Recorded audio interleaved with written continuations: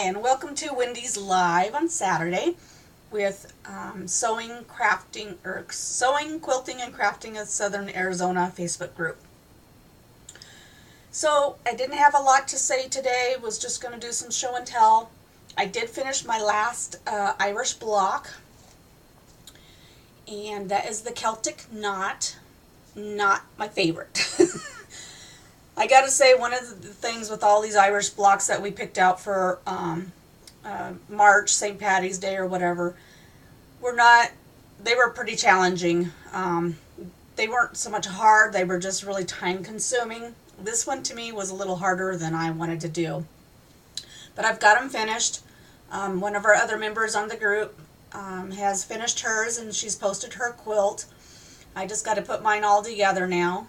This one I did learn something that I did like, and that was making continuous binding out of a square piece of fabric. You use a lot less fabric, I noticed, by doing the cutting on making your binding a continuous binding. This was out of a 14-inch square piece of fabric, and it made like 120 inches worth of binding. So that was quite a lot that I didn't know that you can do.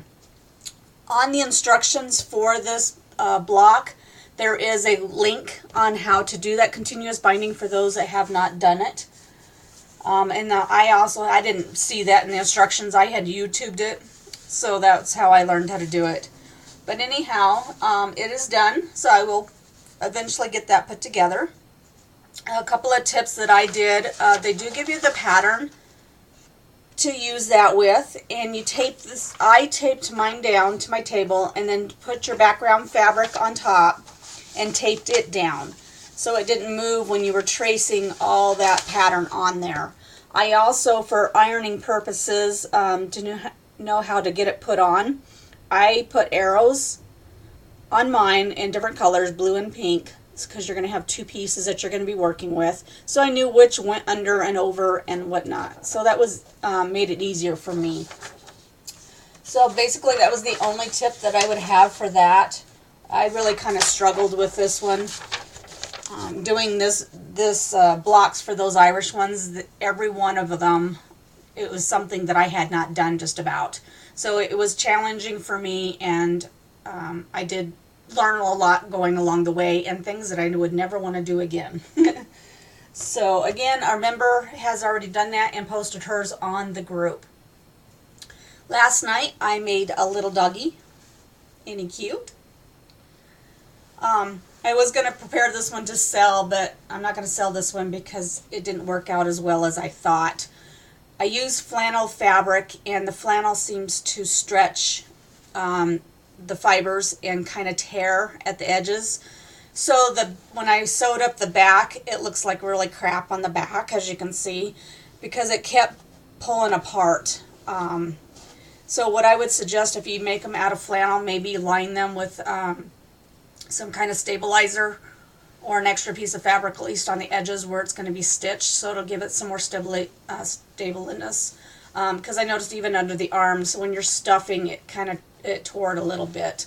So I would definitely do him a little different next time, but he is very cute. I really liked him.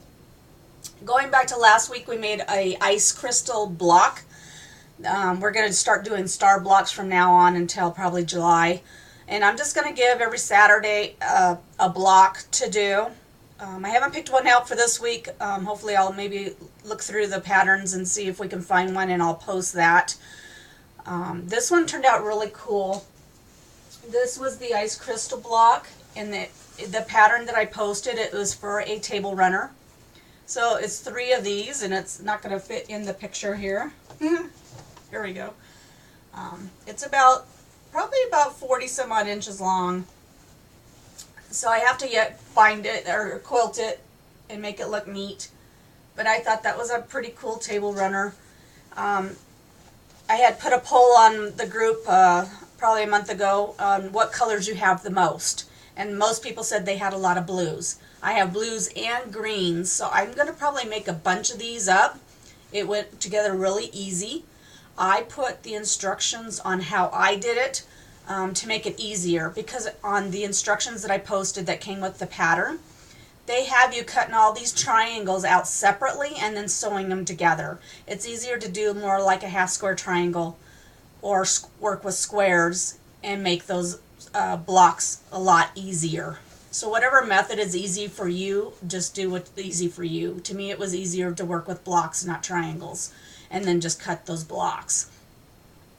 The pattern includes templates, so if you guys don't have templates, you can use those. It's easier not to use the template, just cut. And most of them are 2.5 by 2.5 and 4.5 by 2.5 to make all your stuff on here. So it makes it really easy. All the blocks are going to equal 4.5 by 4.5 when you're done sewing them all together. And then you're going to have a 12.5 inch block and then 12-inch finished block.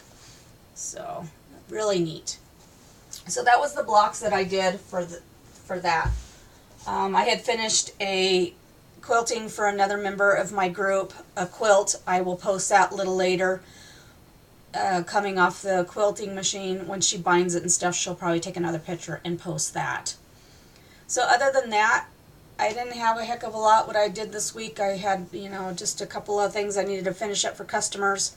I have another quilt that's coming to me that's already been put together that I may have to tear apart and redo and then quilt that. So that's my project for this week. So you guys have a good week, and like I said, I will come up with another star block and post that for you guys to do.